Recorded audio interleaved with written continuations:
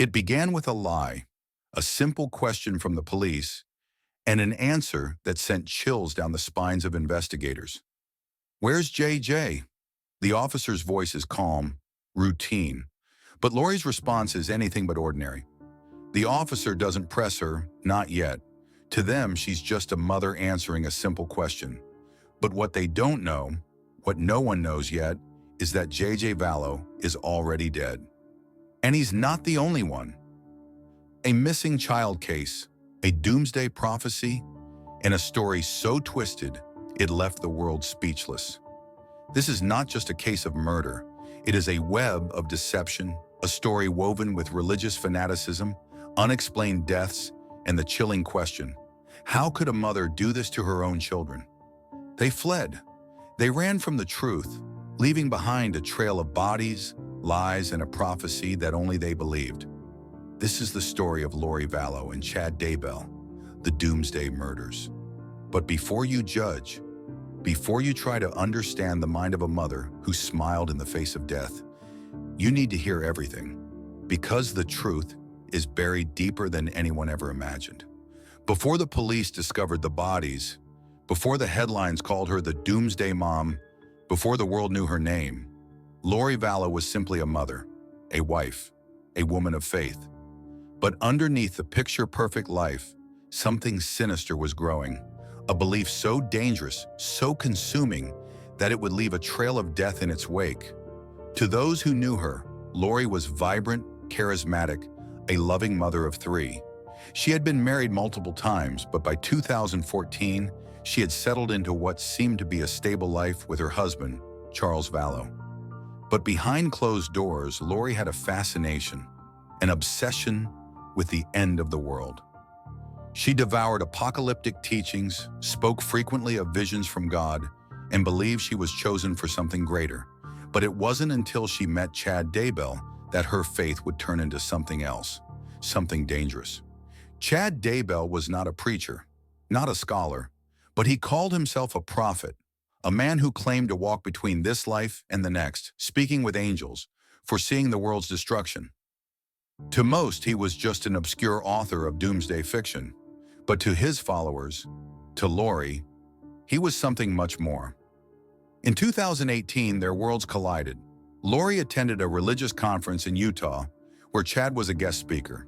By the time the event was over, the two were inseparable. According to Lori's closest friends, she had changed overnight. She spoke of Chad as if he were divine.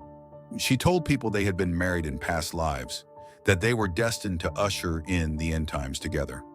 But Lori and Chad's new reality came with one terrifying belief. Some souls were too dark to be saved, and those people had to be removed. Together, Lori and Chad created a system. They claimed people were either light or dark, and those labeled dark were no longer human. They were zombies, trapped souls, obstacles in the way of their mission. And among the dark spirits were Lori's own family. Charles Vallow, Lori's husband, saw the change before anyone else. He begged the police for help, told them his wife had become dangerous, that she believed he had been possessed by a demon named Ned Schneider. But no one listened. Lori claimed it was self-defense. Police accepted the story, and just like that, Charles was gone. Only months after Charles's death, another tragedy. Chad Daybell's wife, Tammy, a healthy 49-year-old, was found dead in her bed. Chad refused an autopsy. He told authorities she had simply gone to sleep and never woke up. And within days, he and Lori were married. 2 spouses gone, 2 deaths, both ruled as natural, but the truth was far from natural.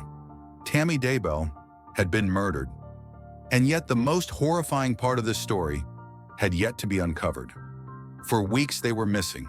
No signs of distress, no Amber Alerts, no frantic mother pleading for their return. The world didn't know it yet, but Tylee Ryan and JJ Vallow were already gone. September 8th, 2019, Yellowstone National Park, the last place 16-year-old Tylee Ryan was ever seen alive. That day, Tylee posted a picture, a normal teenage girl enjoying a family trip. But what no one knew, what no one could know, was that just hours after this was taken, she would vanish without a trace. She was never seen again. For days, people asked where Tylee was. Friends, family, her phone still sent texts. Her social media was quiet, but not deactivated. But Tylee wasn't okay. Tylee was already dead.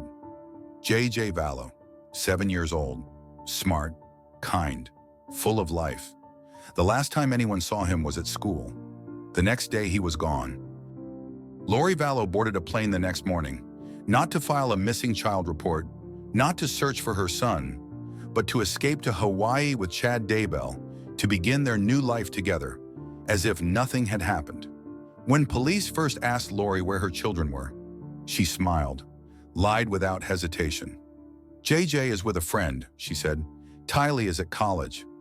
But there was no friend. There was no college. And soon Lori's carefully constructed lies would collapse. They didn't just lie, they ran. With no children in sight, Lori and Chad fled to paradise, leaving nothing behind but unanswered questions and growing suspicion. Back in Idaho, investigators were beginning to piece it together, a pattern of deaths, disappearances, and deception. And soon, they would uncover something far more sinister. June 9th, 2020, 9 months after Tylee and JJ were last seen, investigators arrive at Chad Daybell's property, shovels in hand, dogs sniffing the ground. At first, nothing seemed out of the ordinary. A quiet home, a large backyard. But then, they started to dig. Buried beneath a thin layer of earth, they found the remains of J.J. Vallow. And then, just feet away, they found Tylee. Tylee was unrecognizable, her body dismembered, burned. They had done everything they could to erase her, but the truth could not be buried forever. The man who once preached of visions, of prophecy, of righteousness, now sat in handcuffs, charged with murder. And Lori Vallow, the woman who called herself a mother, never shed a single tear. The autopsy confirmed what investigators already suspected. JJ had been suffocated, bound with duct tape, a defenseless 7-year-old silenced forever. And Tylee, what was done to her is almost unspeakable. But she was something. They both were. And finally, and after months of lies, deception, and horror, the world knew the truth. But the story wasn't over yet. The bodies had been found. The world finally knew the truth. But now, it was time for justice. In the months leading up to Lori and Chad's arrests, investigators had been quietly working. Every text message, every phone call, every deleted email, carefully reconstructed. The digital trail they left behind would become their undoing. What they uncovered was more disturbing than anyone imagined. Chad had spoken in riddles, but when decoded, his words revealed a sinister plan, a plan that ended in murder. And then there was Alex Cox, the man who, in Lori's eyes, was her protector, but to authorities, he was something else entirely. Lori's brother Alex Cox wasn't just involved, he was the executioner. He was there when Charles Vallow was shot. He was the last person seen with Tylee. His phone was pinged at the exact location where JJ and Tylee's remains were found. Coincidence? Number, this was a cleanup job. And then, just months later, Alex Cox was dead. Official cause? Natural causes. Unofficially, a loose end, conveniently tied. For months, Lori sat behind bars, confident, unshaken. But then, the phone rang. "You murdered my siblings." "That's not true, Colby. You don't understand God's plan." It was the call that shattered the illusion. Lori wasn't the victim. She wasn't misunderstood. She was a cold-blooded killer, and even her own son knew it. But that wasn't the only call that shook investigators. Even behind bars, they couldn't stop themselves. Even as the walls closed in, they still believed they were the chosen ones. March 6, 2020, Lori Vallow stands before a judge for the first time. The world watches, waiting for a shred of remorse. She showed none. The media swarmed. The case wasn't just local anymore. It was everywhere. A mother who murdered her own children for a doomsday cult. America wanted justice, and the case was about to take an even darker turn. Tammy Daybell was Chad's devoted wife for nearly 30 years, and in October 2019, she was dead. At first, her death seemed convenient. A seemingly healthy woman, found lifeless in bed, no warning, no previous health issues. But then something strange happened. Chad refused an autopsy. Investigators weren't convinced. Months later, her body was exhumed, and what they found changed everything. Tammy didn't die in her sleep. She was murdered. 2 weeks, that's all it took. Chad wasted no time. He had already moved on. And now, it was clear why. Chad Daybell wasn't a prophet. He wasn't a visionary. He was a killer. And now, the trial of the century was about to begin. The time of reckoning had arrived. After years of deception, months of investigation, and weeks of courtroom battles, Lori Vallow finally faced the one thing she had spent her life avoiding: accountability. The prosecution wasted no time. Their case? Lori wasn't just involved. She was the architect. First, the messages, the texts that unraveled her lies one by one. He has to go. Words sent just days before JJ was last seen alive. Then the timeline. The prosecution pieced it together, moment by moment. They showed how Lori's children disappeared and how Lori moved forward as if they had never existed. She wasn't grieving, she wasn't searching, she was celebrating. The witnesses? They weren't just strangers.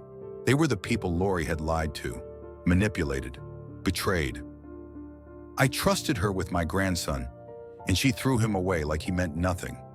But the most shocking testimony came from Lori's own surviving son, Colby Ryan. "You're not my mother anymore. My real mother would never have done this." Lori's reaction? No tears, no remorse, just a smirk. Lori's legal team had one option: make her seem insane, a mother who lost touch with reality, a woman manipulated by Chad Daybell's twisted theology.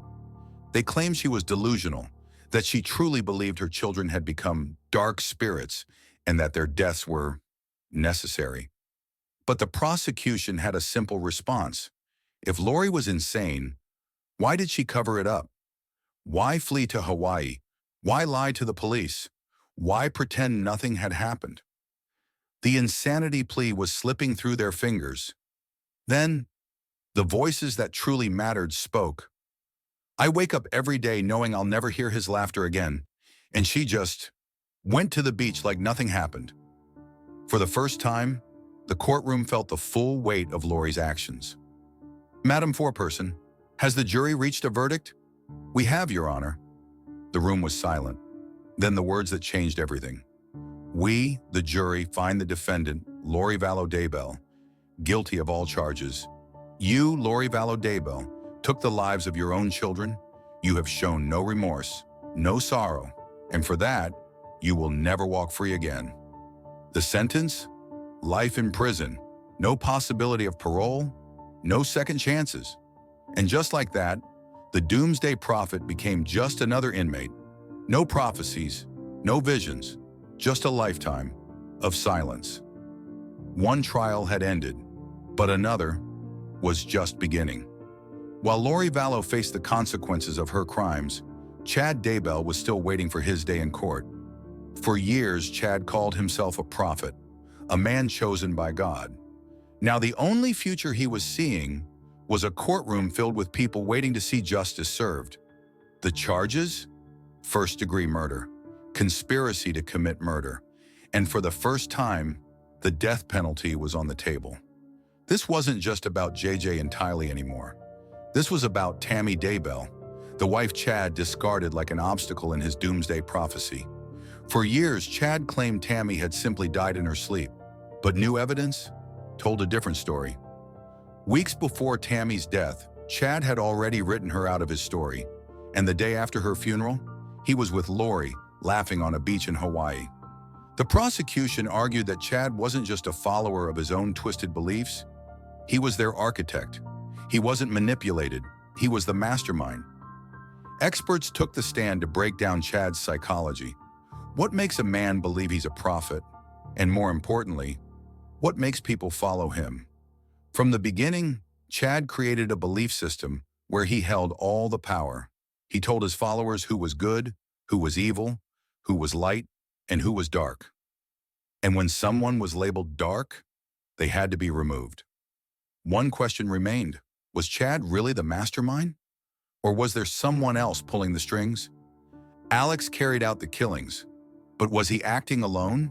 Or was he following Lori and Chad's orders to the very end? The world had followed every twist of this case, and now they wanted answers. Some believed Lori was brainwashed. Others believed she was just as guilty as Chad. But in the end, the verdict wouldn't be decided by public opinion. At its core, this isn't just a story about a doomsday cult. It's about the warning signs we missed, the moments where intervention could have saved lives. So we ask you, how do we prevent this from happening again? Was Lori truly brainwashed, or was she a willing participant in these crimes? Let us know your thoughts in the comments below. If you found this case as shocking as we did, don't forget to subscribe for more deep dives into the world's most twisted crimes. Hit the like button, turn on notifications, and join us next time for another case that will leave you speechless.